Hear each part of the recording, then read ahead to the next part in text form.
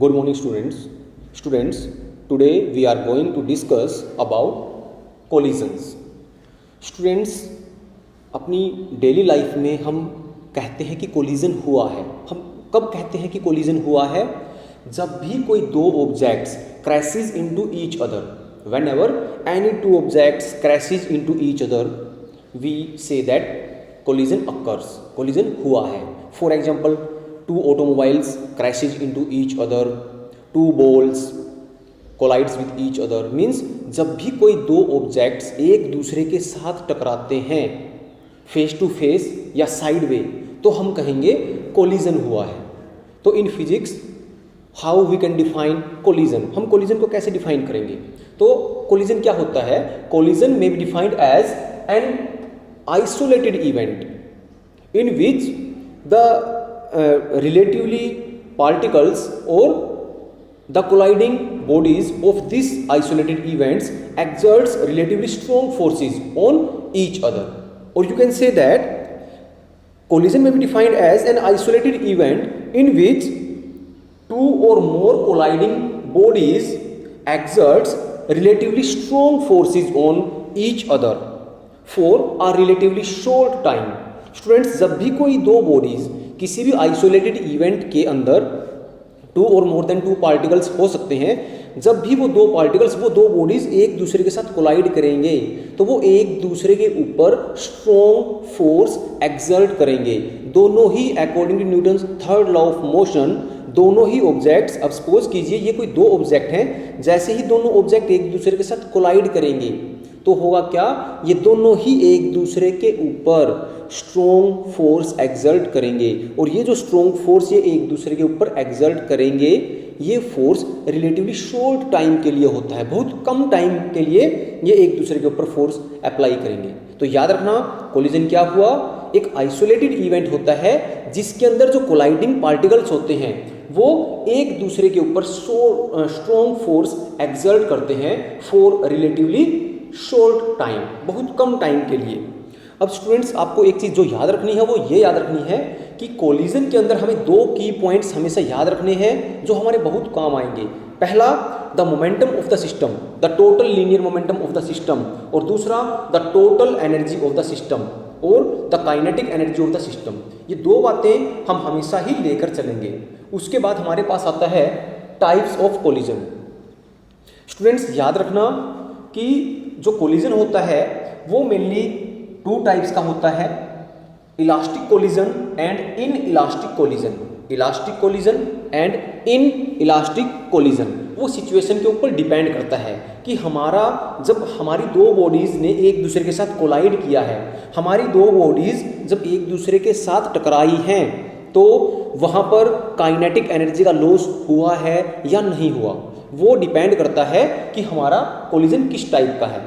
अब हम बात करते हैं elastic collision. So students, elastic collision क्या होता है? If there is no loss in kinetic energy of the system, then the collision is said to be elastic collision, और such type of collision is known as elastic collision. Students, अगर हमारे पास collision के अंदर kinetic energy का कोई भी loss नहीं है तो हम क्या कहेंगे कि हमारा जो कोलिजन है वो इलास्टिक है. A collision is said to be an elastic collision if there is no loss of kinetic energy of the system. अगर हमारे सिस्टम की काइनेटिक एनर्जी के अंदर कोई लॉस नहीं है तो हम क्या कहेंगे कि हमारा जो कोलिजन है वो इलास्टिक है. और a collision is said to be elastic if there is no loss in kinetic energy. अब स्टूडेंट्स, इलास्टिक कोलिजन की कुछ प्रॉपर्टीज भी होती हैं. फर्स्ट प्रॉपर्टी क्या होती है? The total momentum of the system always remains conserve. हमारे सिस्टम का जो टोटल लीनियर मोमेंटम होता है वो हमेशा कंजर्व्ड होता है. दूसरा, the total energy of the system also remains conserve. जो सिस्टम की टोटल एनर्जी होती है वो भी कांस्टेंट होती है. तीसरा, the kinetic energy also remains constant. जो काइनेटिक एनर्जी होती है वो भी कंजर्व्ड होती है, मीन्स काइनेटिक एनर्जी का कोई लॉस नहीं होता. स्टूडेंट्स, फोर्थ जो पॉइंट हमारे पास आता है वो ये कि all the forces involve during elastic collision are conservative या मस्ट बी कंजर्वेटिव।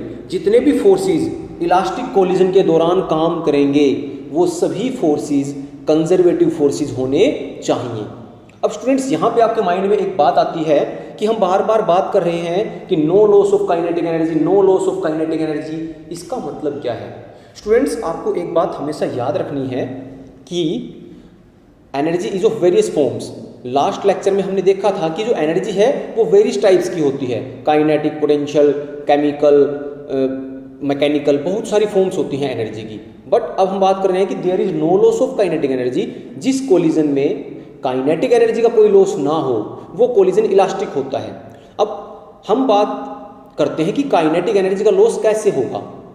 स्टूडेंट्स याद रखो, एनर्जी जो होती है पूरे यूनिवर्स की एनर्जी वो कंजर्व्ड है, बट हम एनर्जी को एक फॉर्म से दूसरी फॉर्म के अंदर ट्रांसफॉर्म कर सकते हैं। हमने ये कई बार देखा है कि जब भी कोई दो बॉडीज एक दूसरे के साथ कोलाइड करती हैं तो साउंड प्रोड्यूस होती है, हीट भी प्रोड्यूस होती है। Sound is also a form of energy, heat is another form of energy. तो हुआ क्या कि जब वो दो बॉडीज आपस में टकराई तो पहले उनके अंदर जो टोटल एनर्जी थी वो काइनेटिक थी, लेकिन टकराने के बाद साउंड प्रोड्यूस हुई, हीट प्रोड्यूस हुई। तो वो एनर्जी जो काइनेटिक एनर्जी थी वो हीट और साउंड की फॉर्म में वेस्ट हो गई, चेंज हो गई, ट्रांसफॉर्म हो गई। तो बाद में अगर मैं काइनेटिक एनर्जी की बात करूंगा तो वो उतनी नहीं होगी जितनी वो पहले थी। क्यों? क्योंकि कुछ एनर्जी साउंड और एनर्जी की फॉर्म में चेंज हो गई। तो जब हम बात करते हैं इलास्टिक कोलिजन की कि there is no loss of kinetic energy, इसका मतलब ये है कि जब भी दो बॉडीज एक दूसरे के साथ कोलाइड करेंगी तो ना तो वहां साउंड प्रोड्यूस होगी ना वहां कोई हीट प्रोड्यूस होगी। मींस हमारे सिस्टम की जो काइनेटिक एनर्जी है, बॉडीज की जो काइनेटिक एनर्जी है वो कंजर्व्ड रहेगी। तो ये याद रखना, इलास्टिक कोलिजन की जो मेन प्रॉपर्टीज होती हैं वो number 1 total linear momentum remains conserved, number 2 total energy remains conserved, number 3 total kinetic energy also remains conserved, and number 4 all the forces involved during elastic collision must be conservative forces। तो ये 4 points हमें याद रखने हैं। Students, the next type of collision is in elastic collision. अब in elastic collision क्या होता है? हम क्या कहेंगे? A collision is said to be inelastic collision if there is a loss of kinetic energy. अगर किसी कोलिजन में काइनेटिक एनर्जी का कुछ लॉस है तो हम कहेंगे वो इन इलास्टिक कोलिजन है। अभी हमने एग्जांपल भी लिया है कि जब भी कोई दो बॉडीज, कोई दो ऑटोमोबाइल्स आपस में टकराती हैं, कोलाइड करती हैं, तो साउंड प्रोड्यूस होती है, हीट प्रोड्यूस होती है। तो उस कोलिजन को हम कहेंगे इन इलास्टिक कोलिजन, क्योंकि वहां पे जो काइनेटिक एनर्जी थी वो साउंड और हीट की फॉर्म में कन्वर्ट हो गई। तो वहां पे जो काइनेटिक एनर्जी है उसके अंदर चेंज आया है। इलास्टिक कोलिजन के अंदर चेंज नहीं आएगा, बट इन इलास्टिक कोलिजन के अंदर जो टोटल काइनेटिक एनर्जी होगी सिस्टम की, उसके अंदर उन पार्टिकल्स की, उसके अंदर चेंज आएगा। तो हम कहेंगे a collision is said to be inelastic collision if there is a change in kinetic energy of the body. अब स्टूडेंट्स, इन इलास्टिक कोलिजन की भी कुछ प्रॉपर्टीज होती हैं and these properties are number 1 the total linear momentum remains conserved। यहाँ पर भी जो टोटल मोमेंटम होता है वो हमेशा कंजर्व्ड होता है। Number 2 total energy remains conserved. System की जो टोटल एनर्जी होती है वो भी कंजर्व्ड होती है। Number 3 total kinetic energy do not remains conserved. जो टोटल काइनेटिक एनर्जी है वो कंजर्व नहीं होती, उसमें कुछ लॉस होता है। और नंबर 4 ऑल और some forces involved during inelastic collision are non conservative. जितने भी फोर्स इन इलास्टिक कोलिजन के दौरान काम करते हैं उनमें से कुछ या सारे के सारे फोर्सेस वो नॉन कंजर्वेटिव होते हैं। सो स्टूडेंट्स, आज हमने डिस्कस किया है अबाउट कोलिजन कि कोलिजन क्या होता है। कोलिजन क्या होता है अभी हमने डिस्कस भी किया था। एक आइसोलेटेड इवेंट है जिसके अंदर पार्टिकल्स एक दूसरे के ऊपर स्ट्रॉन्ग फोर्स एक्सर्ट करते हैं शॉर्ट टाइम के लिए। उसके बाद हमारा जो कोलिजन होता है उसमें हमें मेनली हम दो चीज़ों के ऊपर ध्यान देंगे, एक total linear momentum of the system और एक total kinetic energy of the system. Students, collision कितने टाइप का होता है? 2 टाइप्स का होता है, elastic collision and in elastic collision. जिस कोलिजन के अंदर काइनेटिक एनर्जी का कोई लॉस नहीं होगा, मींस दो बॉडीज आई एक दूसरे से टकराई लेकिन उनकी काइनेटिक एनर्जी के अंदर कोई लॉस नहीं हुआ in the form of sound and heat, तो हम कहेंगे वो इलास्टिक कोलिजन है। इलास्टिक कोलिजन की प्रॉपर्टीज क्या क्या हैं? टोटल लीनियर मोमेंटम कंजर्व्ड होगा, टोटल एनर्जी भी कंजर्व्ड होगी, काइनेटिक एनर्जी भी कंजर्व्ड होगी, और जितने भी फोर्सेस इन्वॉल्व होंगे इलास्टिक कोलिजन में वो सारे के सारे फोर्सेस कंजर्वेटिव फोर्सेस होंगे। नेक्स्ट टाइप का जो कोलिजन है वो इन इलास्टिक कोलिजन है कि जिस कोलिजन के अंदर there is a loss of kinetic energy, जिस कोलिजन के अंदर थोड़ा काइनेटिक एनर्जी के अंदर लॉस हो जाए, यानी कि काइनेटिक एनर्जी साउंड और हीट की फॉर्म में कन्वर्ट हो जाए, तो हम कहेंगे वो इन इलास्टिक कोलिजन है। इसकी प्रॉपर्टीज हमने डिस्कस की, टोटल लीनियर मोमेंटम यहाँ भी कंजर्व्ड होता है, टोटल एनर्जी यहाँ भी कंजर्व्ड होती है, बट यहाँ काइनेटिक एनर्जी कंजर्व्ड नहीं होती क्योंकि वो कुछ हीट और साउंड की फॉर्म में कन्वर्ट हो जाती है। नंबर 4, इन इलास्टिक कोलिजन के अंदर जितने भी फोर्सेस इन्वॉल्व होते हैं वो सभी फोर्सेस, कुछ या सभी फोर्सेस वो नॉन कंजर्वेटिव फोर्सेस होते हैं। अब एक और कोलिजन होता है perfectly inelastic collision.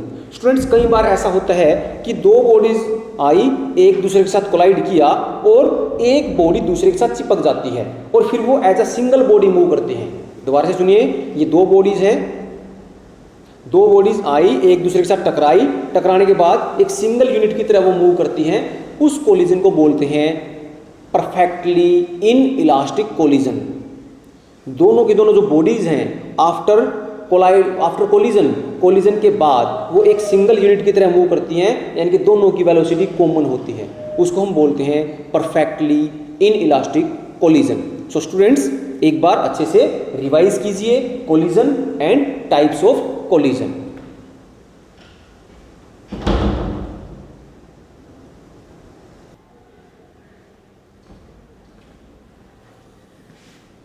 Okay students, now let us start with coefficient of restitution.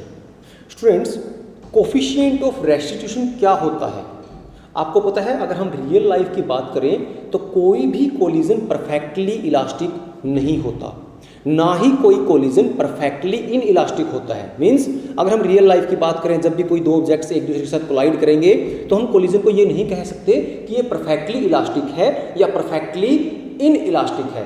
तो उसकी जो डिग्री ऑफ इलास्टिसिटी है कि वो किस हद तक इलास्टिक है, उसकी डिग्री ऑफ इलास्टिसिटी को हम एक टर्म से डिनोट करते हैं और उस टर्म को हम स्मॉल ई से डिनोट करते हैं और उस टर्म को हम क्या बोलते हैं? Coefficient of restitution. तो स्टूडेंट्स, कोफिशिएंट ऑफ रेस्टिट्यूशन क्या है? ये हमें किसी भी कोलिजन की डिग्री ऑफ इलास्टिसिटी के बारे में बताता है। अब जब हम इसे डिफाइन करेंगे तो हम इसे डिफाइन कैसे करते हैं? स्टूडेंट्स, लेट अस सपोज कि मेरे पास दो बॉडीज हैं, let u1 and u2 be their initial velocities.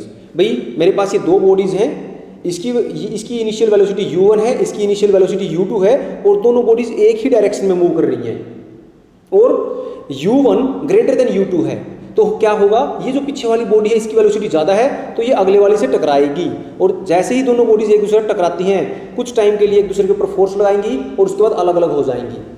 अलग अलग होने के बाद क्योंकि जब वो टकराएंगी तो उनकी वेलोसिटी के अंदर चेंज आएगा। Let v1 and v2 be their respective velocities after collision. ध्यान से सुना students, let u1 and u2 be the velocities of the two bodies before collision. टकराने से पहले उनकी इनिशियल वेलोसिटी है u1 and u2, but after collision let their velocities changes from v1 and v2। तो उनकी जो वेलोसिटी है, final velocity, वो आफ्टर कोलिजन टकराने के बाद वो चेंज हो गई u1 से v1 और u2 से v2। तो कोफिशिएंट ऑफ रेस्टिट्यूशन को हम डिफाइन कैसे करेंगे? E equal to v2 minus v1 divide by u1 minus u2। यहाँ पे एक चीज़ हमेशा याद रखना ये जो है v2 minus v1, this is known as relative velocity of separation. टकराने के बाद किस रिलेटिव वेलोसिटी से दोनों बॉडीज अलग अलग होंगी। u1 माइनस u2 है रिलेटिव वेलोसिटी ऑफ अप्रोच।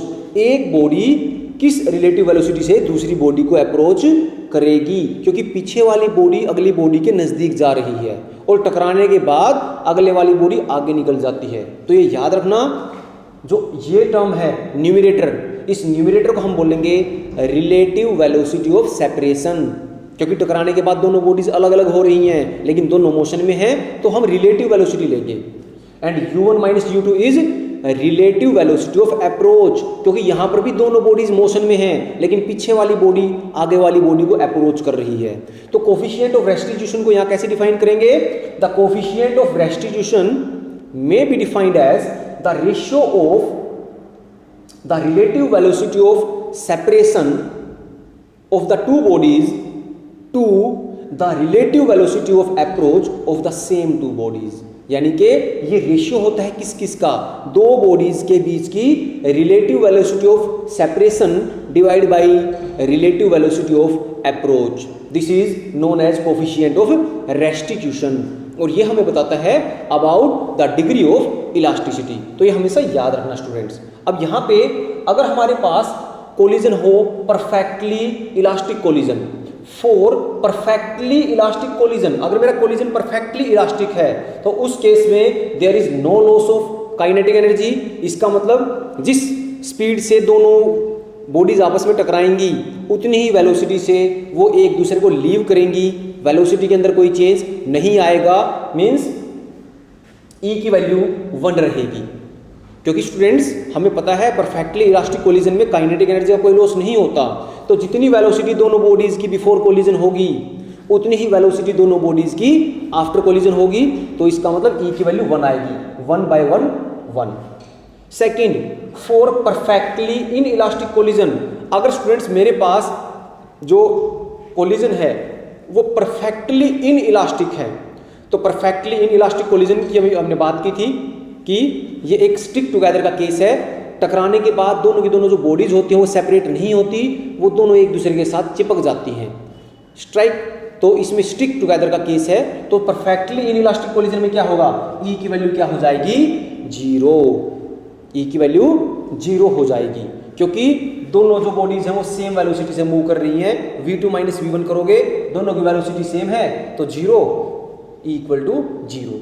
और परफेक्टली इलास्टिक और परफेक्टली इन इलास्टिक कोलिजन्स को छोड़ के बाकी जितने भी कोलिजन्स बचते हैं उन सभी में E की जो वैल्यू है वो 0 और 1 के बीच में लाई करेगी। तो इसका बेनिफिट क्या है हमारे लिए? इसका बेनिफिट ये है स्टूडेंट्स कि एक तो ये डिग्री ऑफ इलास्टिसिटी के बारे में बताता है, दूसरा ये हमें बताता है कि कोई भी जो कोलिजन है वो कितना इलास्टिक है या कितना इन इलास्टिक है, क्योंकि E की वैल्यू को देखते ही हम बताएंगे वो परफेक्टली इलास्टिक है, परफेक्टली इन इलास्टिक है, या इलास्टिक कोलिजन की ओर बढ़ रहा है या इन इलास्टिक कोलिजन की ओर बढ़ रहा है, क्योंकि E की जो वैल्यू है अदर कोलिजन्स के लिए वो 0 और 1 के बीच में लाई करेगी। सो स्टूडेंट्स हमें ये टॉपिक भी अच्छे से लर्न करना है, जल्दी से लर्न कीजिए एक बार।